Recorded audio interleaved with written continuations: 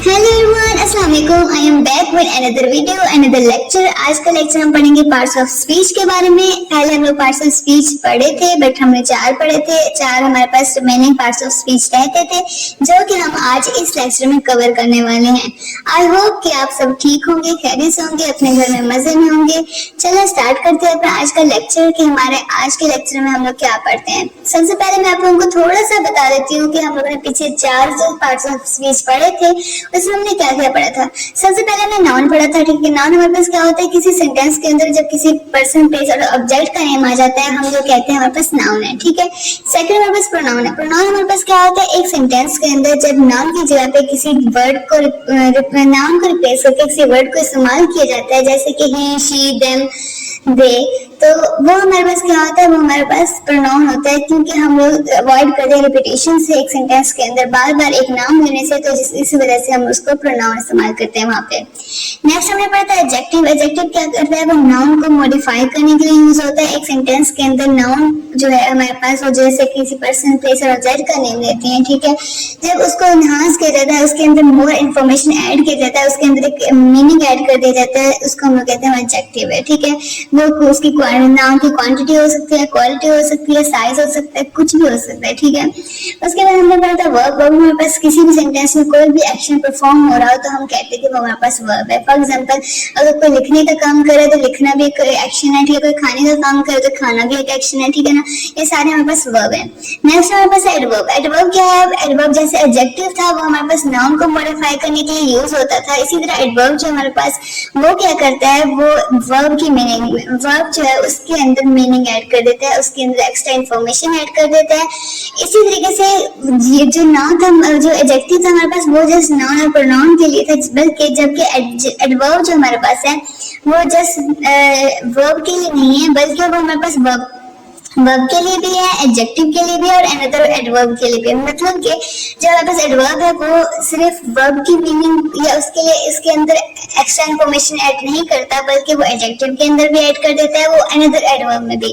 किसी भी सेंटेंस के अंदर कोई एडजेक्टिव हो तो वो उसको भी इनहांस कर देता है, उसके अंदर एक्स्ट्रा इंफॉर्मेशन ऐड कर देता है। इसी तरीके से कोई वर्ब हो तो उसको भी, और कोई अनदर एडवर्ब हो उसको भी, ठीक है, जिसको हम लोग कहते हैं हमारे पास एडवर्ब है, ठीक है ना। ऐसे समझने कि ये वर्ब को किसी एडजेक्टिव को या किसी अनदर एडवर्ब को जो एक सेंटेंस के अंदर होता है उसको मॉडिफाई करने के लिए यूज होता है। फॉर एग्जांपल, अगर हम लोग बात करें कि ये एडवर्ब जो है ये एक तरह से वर्ब को जो है ना हमारे पास उसको इनहांस कर देता है, उसके अंदर एक्स्ट्रा इंफॉर्मेशन ऐड कर देता है हम, तो वो हमारे पास उसकी एग्जांपल मैं आपको देती हूँ। जैसे कि he runs quickly, he runs वो दौड़ता है, ठीक है। क्विकली जो है वो क्या कर रहा है, वो रन्स जो वो दौड़ता है ना, वो उसके दौड़ने को ज्यादा इनहांस कर रहा है, उसके बारे में एक्स्ट्रा इंफॉर्मेशन ऐड कर रहा है। सो हम कह सकते हैं कि ये क्या कर रहा है, ये वर्ब को मॉडिफाई कर रहा है। ही रन्स क्विकली, क्विकली जो है वो यहाँ पे एडवर्ब है, जो कि इस सेंटेंस में जो वर्ब है उसको इनहांस कर रहा है, एक्स्ट्रा इंफॉर्मेशन ऐड कर रहा है।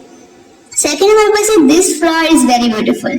अब यहाँ भी आप देखें this flower is beautiful. Beautiful हमारे पास क्या एडजेक्टिव है। एडजेक्टिव क्यों है, क्योंकि ये खूबसूरत है, मतलब एक तरह से क्वालिटी बता रहा है। फ्लावर किसको कहते हैं, नाउन को, इसकी खूबसूरती बता रहा है एडजेक्टिव, ठीक है।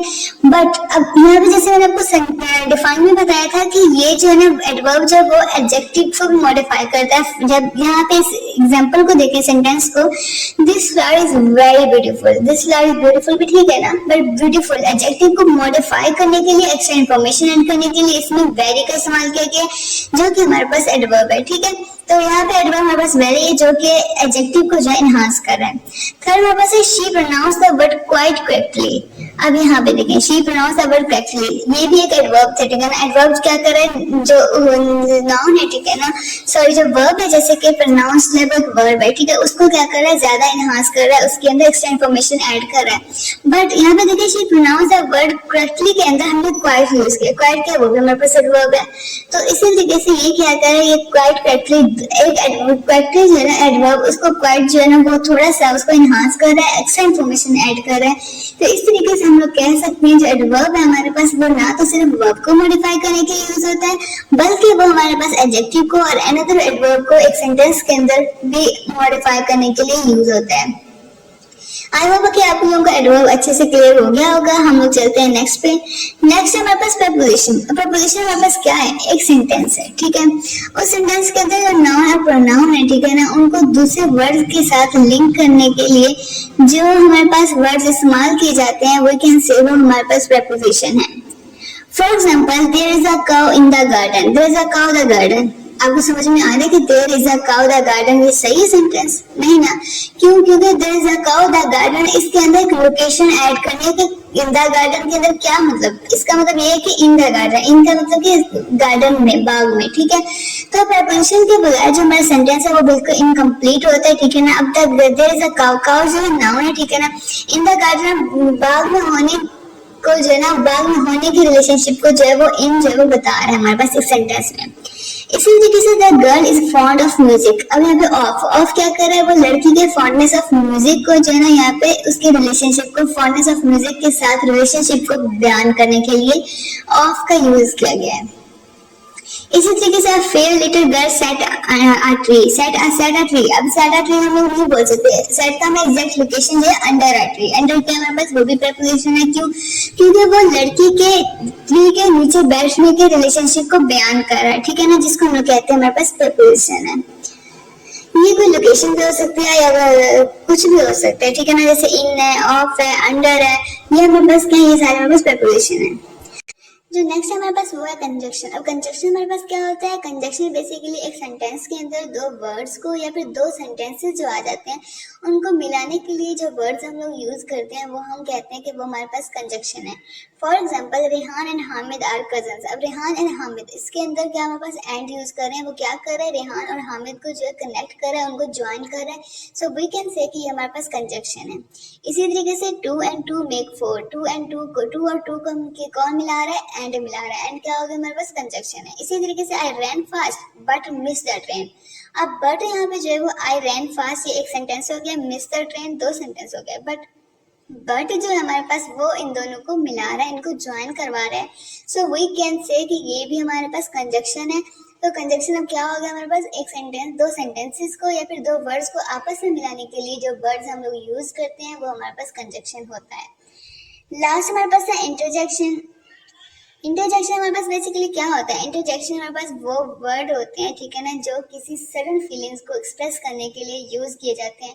चाहे वो हम लोग एक्साइटमेंट में कर लेते हैं, चाहे एंजॉयमेंट में कर लेते हैं, चाहे खुशी में कर लेते हैं, चाहे उदासी में कर लेते हैं।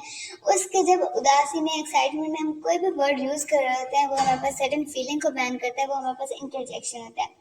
फॉर एग्जाम्पल, यहाँ पे देखें, hurrah we have won the match. अब हम जब मैच विन कर जाते हैं, ठीक है ना, तब हम लोग क्या करते हैं, खुशी से हुर्रा कहते हैं, ठीक है ना। अब हुर्रा क्या हमारे पास, वो हमारे पास इंटरजेक्शन है। वो वर्ड जो हम खुशी में, एक्साइटमेंट में या अफसोस में बोल रहे होते हैं, ठीक है ना, उनको हम इंटरजेक्शन, सडन फीलिंग होती है हमारे पास। इसी तरीके से अल्लाह शी इज डेड। अब ये अफसोस, वो मर गई। अब इसमें देखिए कि अल्लाह जो है ना वो हमारे पास वो एक अफसोस के तौर पर बोला गया, ठीक है ना, जिसको हम लोग कहते हैं ये हमारे पास इंटरजेक्शन है। ओ माय गॉड हम ये भी बोलते हैं, ओ ये भी बोलते हैं हम लोग। ये सारी चीजें हमारे पास इंटरजेक्शन है जो एक सर्टेन फीलिंग्स को जो है एक्सप्रेस कर रही होती है या बयान कर रही होती है, जो हमारे मुंह से अचानक जो सडन जो निकल जाती है सडनली, ठीक है। सो ये था हमारा आज का लेक्चर। आई होप कि आप लोगों को समझ में आ गया होगा कि बेसिकली हमारे पास जो पार्ट्स ऑफ स्पीच के 8 के 8 हमारे पास क्या होते हैं और सेंटेंस में कैसे यूज करते हैं, ठीक है। So if you like my video, then do subscribe, like, share, comment, press the bell icon as well to get the notification of every upcoming lecture. And I hope कि आप लोगों को समझ में आ गया होगा सब कुछ। और अगर आप लोगों को कोई चीज़ समझ में नहीं आई, then just leave a comment, मैं आपको इंशाल्लाह रिस्पॉन्स कर दूंगी। और अगर आप कोई और टॉपिक समझना चाहते हैं इनके अलावा, तो आप तब भी मुझे कमेंट कर दें और इंशाल्लाह मैं उस टॉपिक पे भी वीडियो ज़रूर बनाऊंगी, ठीक है। सो मिलते हैं नेक्स्ट वीडियो में, नेक्स्ट लेक्चर में, एक नेक्स्ट टॉपिक के साथ, ठीक है। तब तक अपना ख्याल रखिएगा। अल्लाह हाफिज़, थैंक यू, बाय बाय।